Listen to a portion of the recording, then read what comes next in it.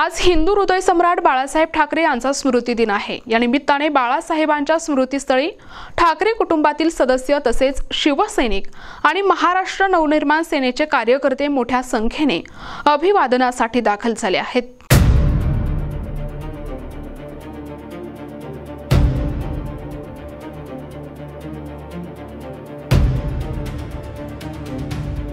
बाळासाहेबांच्या स्मृतिदिनानिमित्त मनसे अध्यक्ष राज ठाकरे यांनी आज शिवतीर्थावर स्मृतीस्थळी जाऊन बाळासाहेबांना अभिवादन केले। यावेळी बाळासाहेबांच्या स्मृतीस्थळी ठाकरे बंधू तसेच ठाकरे कुटुंबातील इतर सदस्य एकत्र आल्याचं चित्र पाहायला मिळाले। राजकीय मतभेद बाजूला ठेवून बाळासाहेबांच्या स्मृतिदिनी ठाकरे कुटुंबातील सदस्यांनी एकत्र येऊन आदरांजली वाहिली। या भावनिक क्षणांचे साक्षीदार होण्यासाठी मोठ्या संख्येने शिवसैनिक आणि मनसेचे कार्यकर्ते शिवाजी पार्क येथील स्मृतीस्थळी उपस्थित होते। विशेष प्रतिनिधी NTV न्यूज मराठी, मुंबई।